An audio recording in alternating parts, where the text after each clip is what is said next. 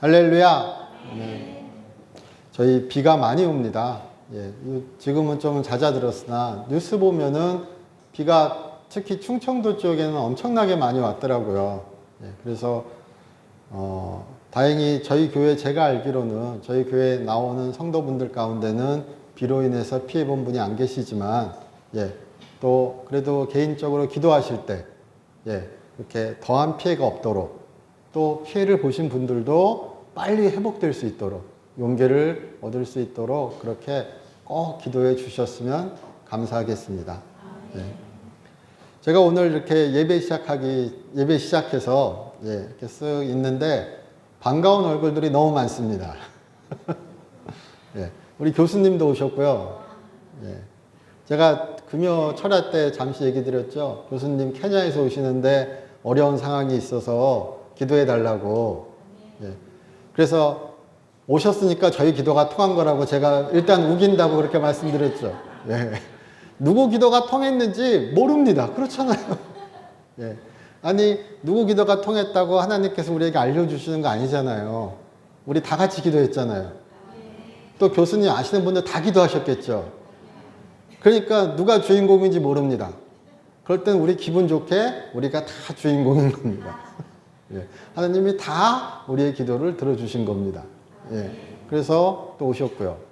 또 우리 뒤에 권사님, 예, 제가 일부러 성함은 안 말씀드리지만, 예, 권사님 어지러워가지고 못 오셨는데 그래도 오랜만에 오셨습니다. 좀 깜짝 놀랐어요. 예, 계단을 못 내려오시는데 오셔가지고요. 아니 그렇게 성경책에 얼굴을 예, 말씀 속으로 빠지시려고 그러시는 거예요. 그리고 또 반가운 얼굴이 있습니다. 우리 저 교회의 미래, 예, 두 중학생들, 예, 대예배를 끌려왔습니다. 대예배가 아니죠. 우리 대예배라는 표현보다는, 예, 주일 그 오전 예배로 우리 유초동부 예배가 아니라 중학생인데 유초동부 예배 같잖아요. 예, 근데 어떻게 오늘은 저희 성인 예배라 그래야 되나요? 예, 정확한 용어가 저에게도 헷갈립니다. 근데 오늘 같이 이렇게 예배 드리게 돼서 참 주님께 감사합니다. 예, 그리고 분명 다음 주에 안 나올 거예요. 예, 제가 알아요. 몇 번 경험해 봤습니다. 예, 저의 설교가 예, 그들의 큰 장애물이 되어서, 그렇죠? 예.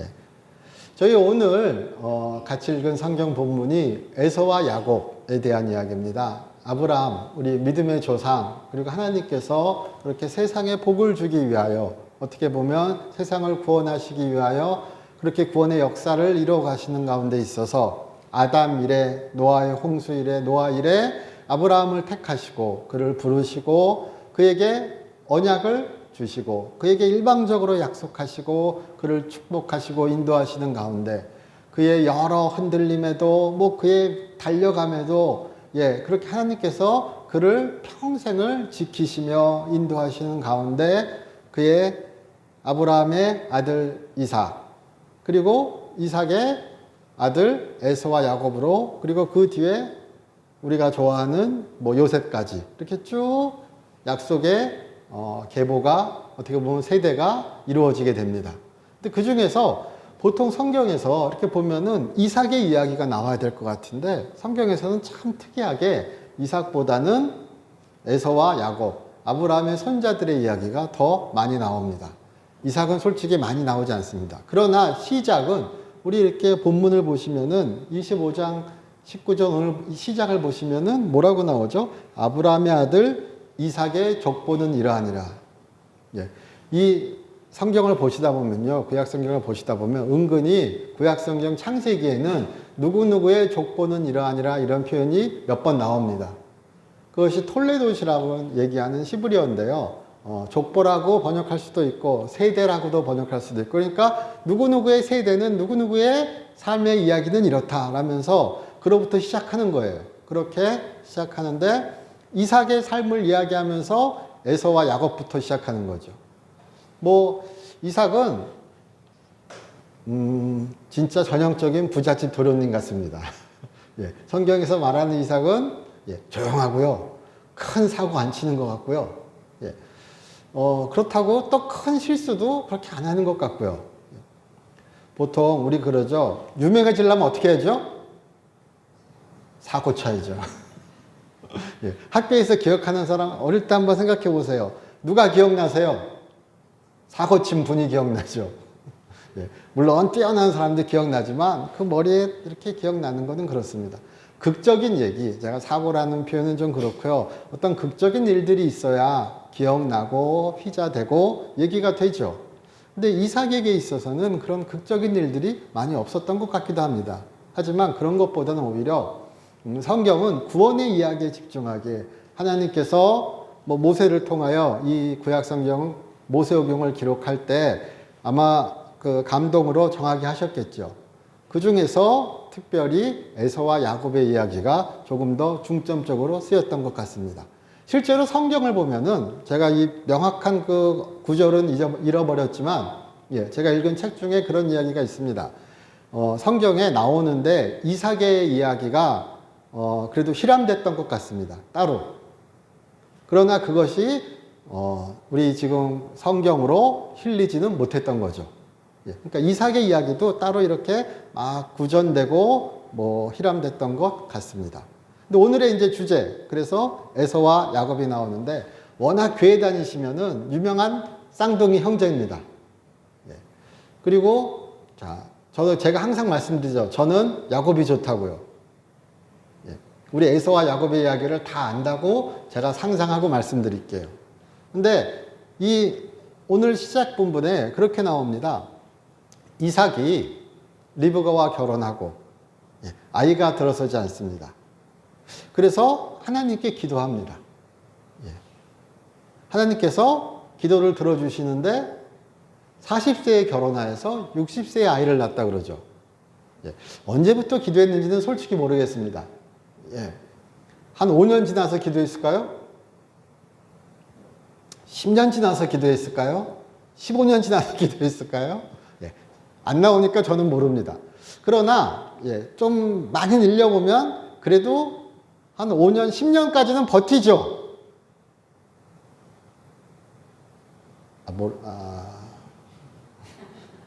그런 걸로 해요. 아니면 한 5년? 우리가 지금 세대도 불임이나 이런 걸로 고생하는 분들이 많이 계시잖아요. 난임도 많이 있고요. 그렇게 할 때 일반적으로 5년 정도는 그냥 이렇게 지나가고 아이를 갖기 노력하지만 그래도 제가 대체로 그냥 느끼기에 5년 이상이 지났을 때 임신을 위하여 이렇게 노력하는 걸로 알고 있습니다. 당시의 시대는 어떤지 모르겠으나 그가 그렇게 만일 5년 이후라 그러면은 상상이니까요. 15년간 기도한 거죠. 그럼 또 다르게 생각하면요. 하나님께서 15년간 응답하지 않으신 거죠. 저는 반대로 생각하는 게 좋아요. 15년간 끈질기게 기도했다. 15년간 응답해주지 않으셨다. 이 표현보다는 15년간 묵혀두셨다. 그쵸? 제가 읽은 어떤 글 중에 그런 글이 있더라고요. 하나님의 쉼표를 우리의 마침표로 만들지 말자. 하나님은 그의 선하신 계획에 따라 하나님께서 최상의 시간을 따라 우리에게 하나님의 약속을, 하나님의 그런 선하신 구원의 계획을, 축복을 내려주시고 이끌어 가시는데 우리는 저를 포함해서요. 저도 자주 그런 것 같습니다. 응답이 없음이 혹은 응답이 지연됨이 어려움이 마치 하나님의 쉼표 같은 거예요. 하나님이 나에게 관심을 두지 않으시는 것 같은 거예요. 그래서 하나님은 나에게 신경 쓰지 않으시는구나. 그래서 마치 그것이 하나님의 마침표, 우리의 마침표처럼 돼버리게 해버리는 거예요. 기도를 포기하고 하나님께 다가가기를 포기하고 그러면 너무나 안타까운 거죠. 하나님께서는 복을 준비해 주셨는데 하나님께서는 약속을 우리에게 진짜 언약을 약속하셨는데 우리는 그런 하나님의 계획에 어떻게 보면 잠시 멈춤을 하나님께서 우리를 외면하신 걸로 오해하고 대답 없는 것으로 오해하고 엇길로 가는 경우가 없지 않아 있는 것 같습니다. 예, 끝까지 하나님을 우리가 신뢰하고 그에게 소망을 두고 우리가 그에게 간구할 수 있는 그런 믿음의 사람들이 되기를 주님의 이름으로 축원합니다. 예. 그래서 이삭은 어떤 면에서 한 예를 보여줍니다. 기도하면 하나님께서 들어주신다. 한 면에서요. 그것이 5년이건 10년이건 15년이건 20년이건 나와 있지 않습니다. 그러나 긴 세월을 그가 기도했던 것은 맞는 것 같습니다. 근데 그래서 아이가 생겼대요. 쌍둥이가. 예. 처음에는, 그리고 우리 한번 본문을 볼까요? 24장 몇 절이죠? 22절입니다. 그 아들들이 그의 태 속에서 서로 싸우는지라 그가 이르되 이럴 경우에는 내가 어찌할까 하고 가서 여호와께 묻혔는데. 자, 이제 리브가 이야기죠. 이 아내 리브가가 임신을 하고 하나님의 응답이죠. 네. 그리고 보니까 도대체 저는 궁금해요. 얼마나 태 속에서 두 태아가 싸워댔으면 여기 말고 서로 싸웠음으로 이러죠. 그런데 제가 임신을 안 해봐서 모르지만 태동을 느낄 때 엄마들이 어떻게 얘기하죠? 예? 행복하다 그러지 않으세요? 예, 이렇게 발로 찬다 그럴 때, 내 애가 차네 그러면서, 행복해 이러지? 만약 전 쌍둥이는 모르겠어. 쌍둥이가 만약 있다 그래도 서로 이렇게, 발로 차고 논다 그러지, 서로 싸운다 그러겠어요? 예? 그쵸? 쌍둥이가 있어요. 근데 막 태동이 있어요. 서로 참 사이도 좋지, 내 아이들 이러죠? 서로 싸운다 그러세요? 그러니까 이게 보통이 아닌 일인 거예요. 우리 그냥 쉽게 넘어가지만 제가 한번 상상을 해본 거예요. 그리고 여기 서로 싸웠다 그럴 때요. 이 히브리어가 성경에서 번역될 때, 일반적으로 번역될 때 이 싸웠다는 표현보다는요. 으깨버리다, 짓눌러버리다. 아주 세고 강하게 번역되는 단어예요. 그러니까 보통 싸운 게 아니라 우리가 태동이라 그러죠. 이렇게 툭툭툭 그런 게 아니라 태 안에서 난리 부르스가 난 거예요. 예. 오죽하면 이 리브가가 만약 우리 지금 교회 용어로 표현하면 영안이 열려서 영의 지혜가 있어서 보건대 범상치 않게 서로 짓누르고 으깨버리려고 그냥 난리가 났다. 이렇게도 또 해석해 볼 수 있을 것 같습니다. 그래서 고민이 되어서 하나님께 물어보는 거예요. 도저히 어디서 답을 얻을 수 없는 거죠. 일반적인 상황이 아닌 겁니다. 이거는 기도가 아니면 하나님께 간구하지 않으면 해답을 얻을 수 없는 상황인 거예요. 그래서 리브가가 직접 하나님께 묻습니다. 그래서 이것을 요즘 용어로 만일 표현한다면, 거부감이 있는 분이 있을 수도 있겠으나 예언기도 구하는 겁니다. 하나님의 말씀, 하나님께서 그렇게 상황에 대하여, 현실에 대하여 어떻게 보면 하나님께 구하는 거잖아요. 이것을 논쟁의 여지는 있으나 요즘 용어로 지금 우리 교회의 현실에 비추어서 만일 적용해 본다면 예언기도 하나님께 구하는 거죠. 하나님 이것이 무슨 의미입니까? 하나님 이것이 어떠한 일입니까? 내가 어떻게 해야 되겠습니까?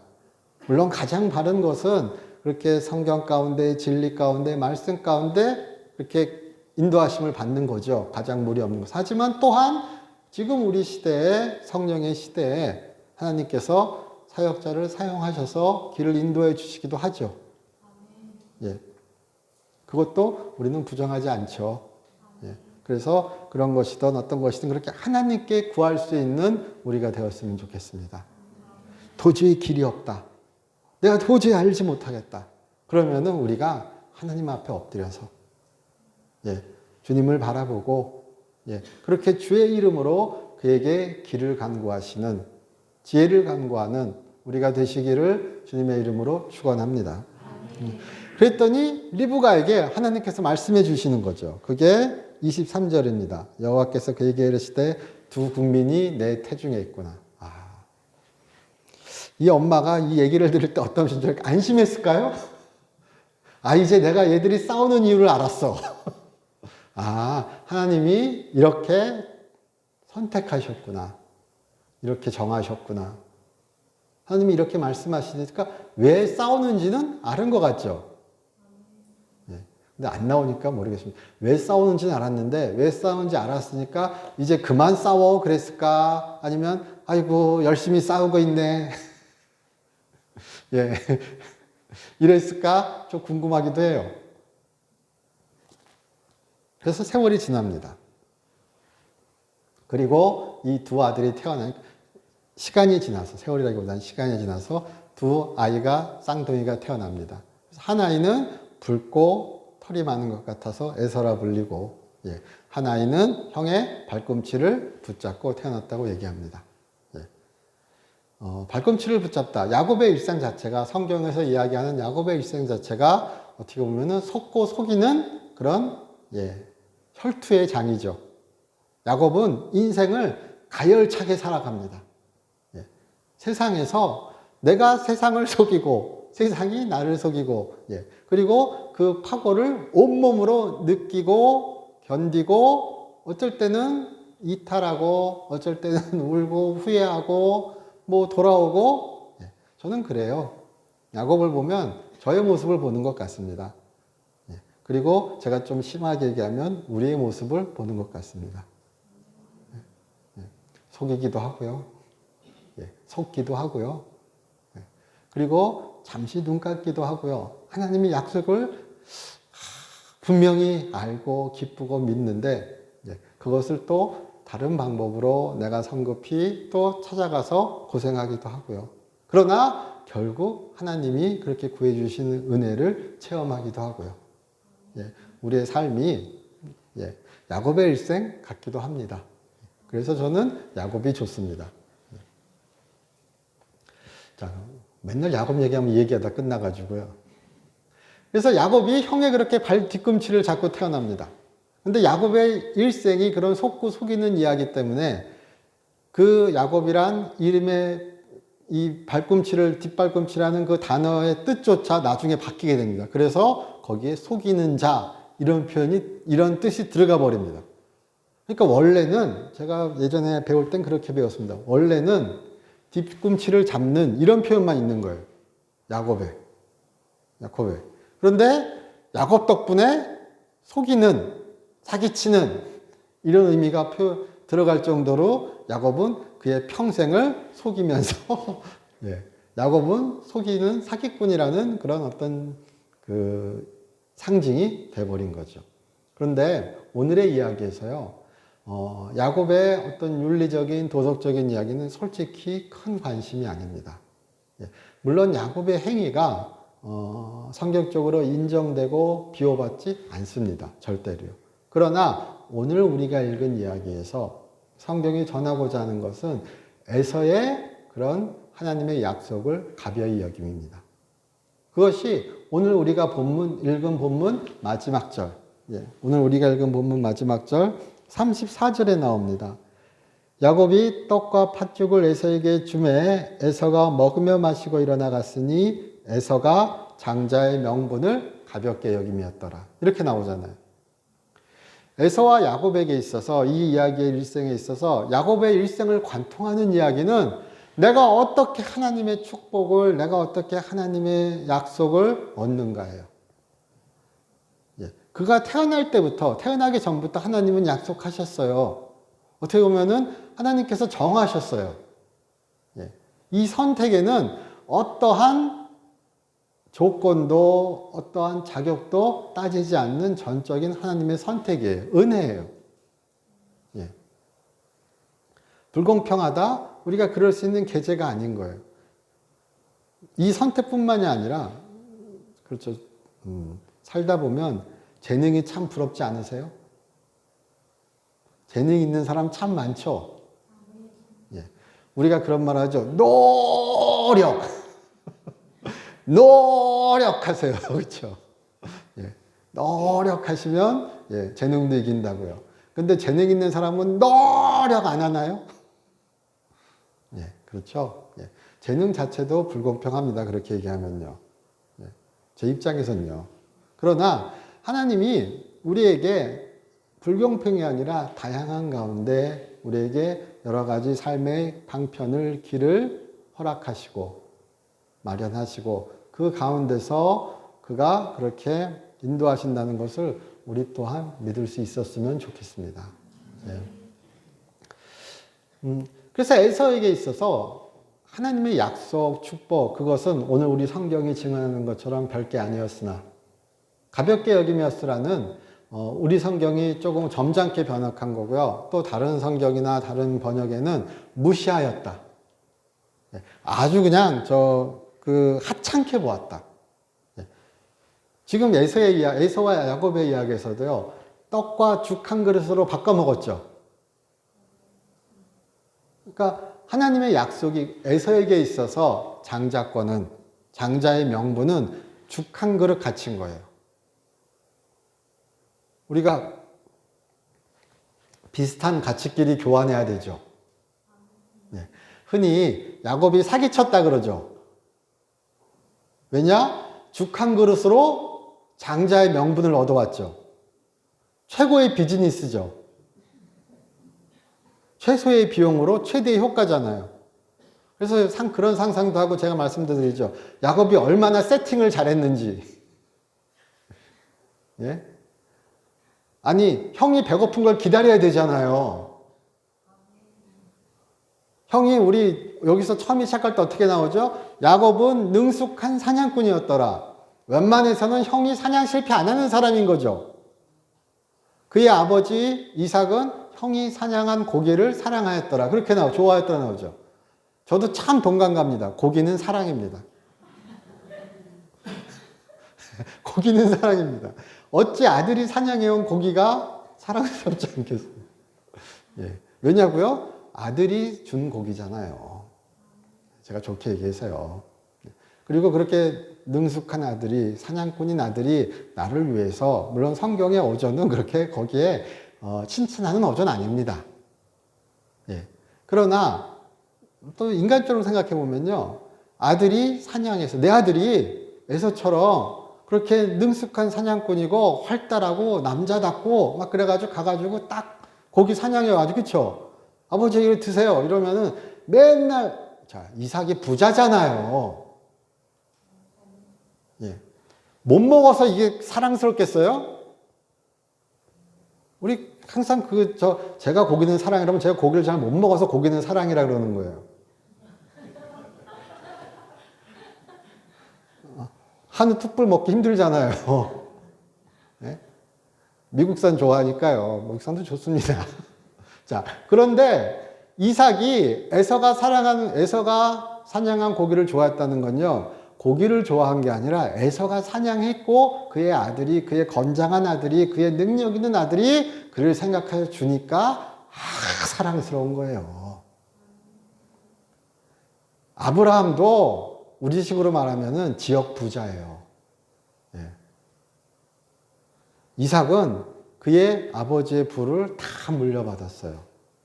예. 그러니까 못 먹고 못 살 형편은 아니에요. 예. 그의 부하가, 그의 종이 그에게 뭐 때때로 시시때때로 온갖 좋은 거 다 먹을 수 있어요. 예. 그러니까 우리가 너무 그 고기를 사랑했다는 것을 그렇게 하찮게 여기진 않았으면 좋겠습니다. 그러니까 능력 있는 아들이 좋고 활달한 아들이 좋고 이랬던 겁니다. 그런데 그것이 두 아들 사이에서, 가족 사이에서 어찌 보면 사랑이 편애가 돼버리고 사랑이 불평이 돼버려서 잘못 표현됐을 따름이죠. 그렇다고 그것을 일방적으로 비난하지는 않았으면 좋겠습니다. 우리가 조절이 잘 됐으면, 그리고 그들이 서로의 하나님께서 주신 언약을 서로가 소중히 여겼다면 조금 다른 이야기가 펼쳐졌을 수도 있었다고 상상해 보는 거죠. 역사에 만약은 없지만요.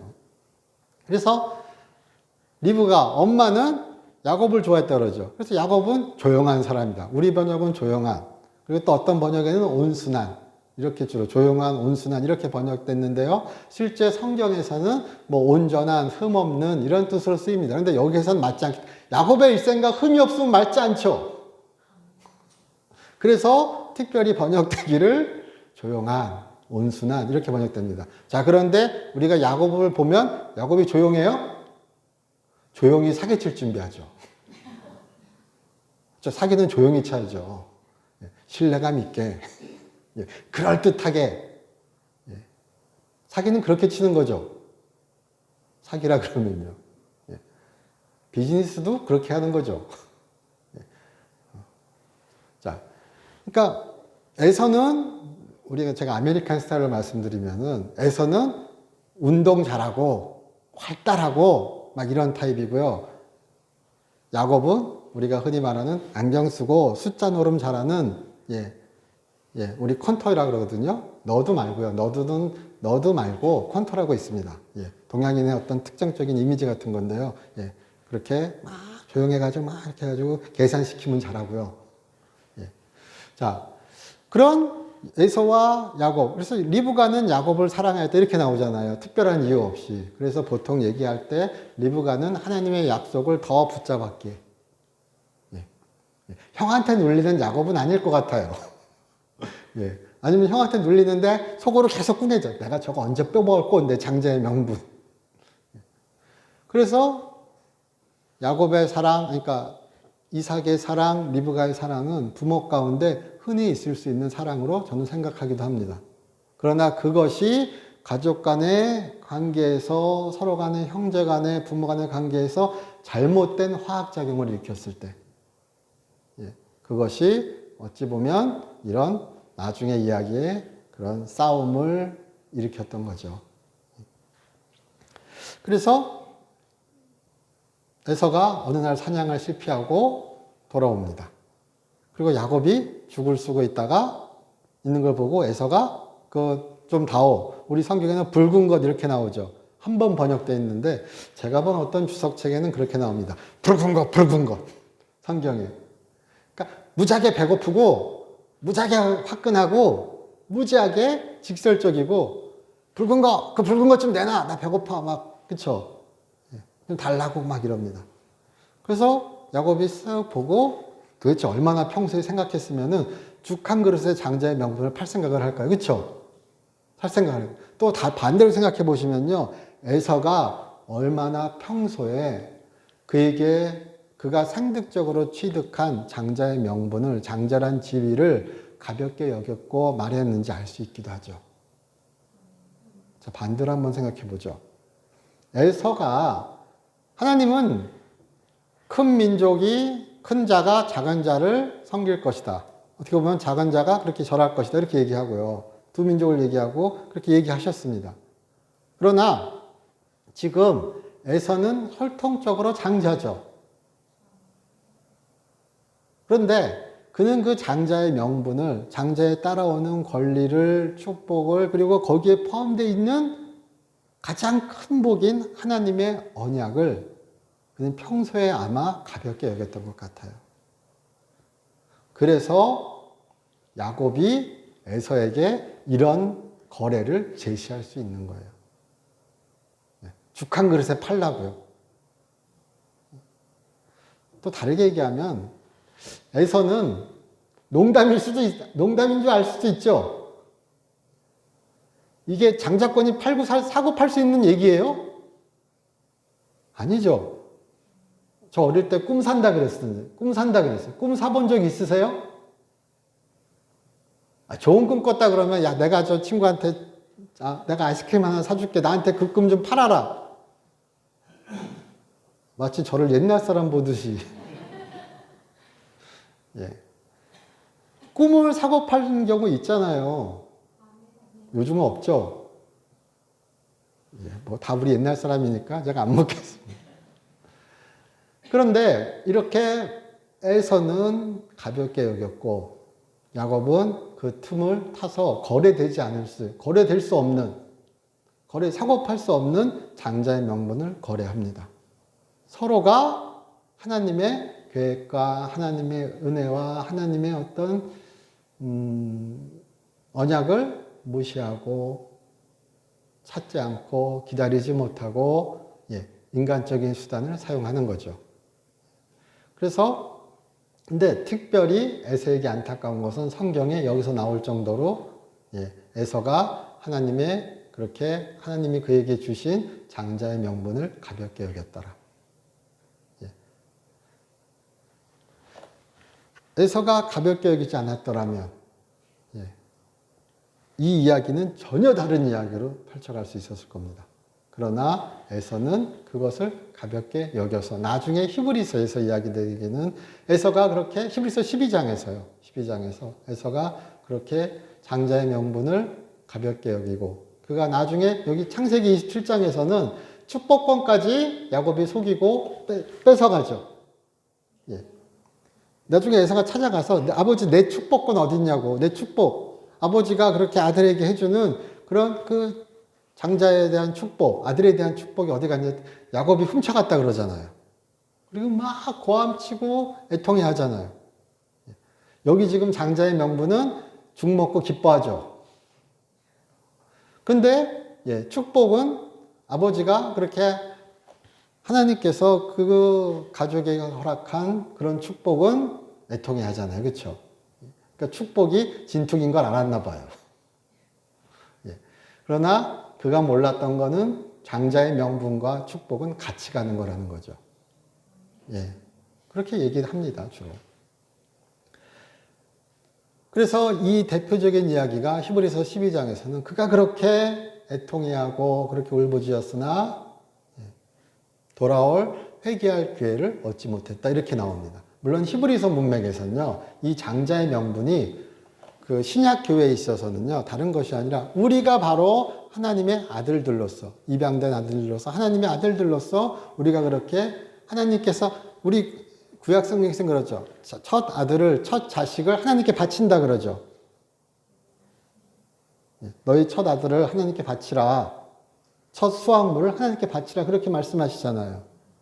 그래서 사람을 바치는 게 아니라 대신 헌물을 그렇게 제사를 드리지요. 그런 것처럼 우리는 또 신약교회에서 우리는 어떻게 보면요. 우리는 모두가 다 개별적으로 하나님께 바쳐진 하나님의 장자들입니다. 이런 얘기하면 또 이단이라 그러실 거예요? 아니요. 그래서 히브리서에서는 그렇게 얘기하는 거예요. 에서가 그 장자의 명분을 가볍게 여겨서 그렇게 후회하였듯이 너희는 교회의 박해 가운데 세상의 혼란 가운데 너희의 삶 가운데 그렇게 하나님의 장자의 권리를 가볍게 여기지 마라. 세상을 따라가지 말고 세상에 고개 숙이지 말고 그렇게 신앙의 모습을 지켜라. 그랬으면 좋겠다. 왜? 히브리서 7장에서 이야기합니다. 히브리서 7장 24절, 25절, 26절 나중에 확인해 보시면요. 예수께서 하늘에 가신 예수께서 우리의 영원하신 대제사장으로서 그가 하나님 옆에서 우리를 위하여 기도하신다고요. 우리가 구원의 길에서 흩어지지 않게 떨어지지 않게 그가 지켜보신다고요. 그래서 12장 1절은 그렇게 시작합니다. 구원의 주여 믿음의 주이신 예수를 바라보자. 갑자기 뭔 얘기하냐고요? 에서와 야곱 아마 두 이야기에 있어서 우리의 현실로 가져오면 가장 필요한 것은 그것일 것 같습니다. 우리가 하나님의 약속을 믿는 가운데 우리의 방법이 아니라 하나님의 방법으로. 그러나 우리가 손을 놓고 있는 것이 아니라 하나님의 약속을 믿는 가운데 하나님의 구원을 믿는 가운데 그에게 간구하고 그에게 의지하는 가운데 나갈 수 있었으면 좋겠습니다. 물론 야곱처럼 수를 쓰면 괴롭습니다. 그러나 하나님이 버리지 않으십니다. 야곱이 형한테 사기쳤다고 하나님이 야곱을 버리세요? 그렇다고 사기치라는 얘기 말씀 아닌 거 맞죠? 그러나 하나님은 우리를 끝까지 사랑하십니다. 우리를 사람 고쳐 쓰는 거 아니라는 인터넷 밈이 있습니다. 그러나 하나님은 우리를 고쳐 쓰시고자 합니다. 사람은 기계가 아니라서 고쳐 쓰는 거 아니래요. 사람은 그대로 쓰는 거죠. 예. 기계가 아니니까 부품을 갈아 낄 수가 없잖아요. 어디 고장 났다고 새 부품 갖고 와가지고 껴가지고 새 걸로 만드나요? 사람은 기계가 아닙니다. 그래서 사람은 고칠 수 없다는 말이 여러 양면에서 쓰입니다. 그러나 하나님은 우리를 그대로 사랑하십니다. 우리 또한 그대로 사랑하고 사랑받기를 원하십니다. 우리가 주님 안에서 그렇게 나가실 수 있기를 주의 이름으로 축복합니다. 저희 기도드리겠습니다. 하나님, 저희 사랑하여 주심 감사드립니다. 주님의 은혜가 저에게 있음을 주를 의지하고 소망하며 우리가 나아갈 수 있기를 주께 기도드립니다. 주 예수 그리스도의 이름으로 기도드립니다.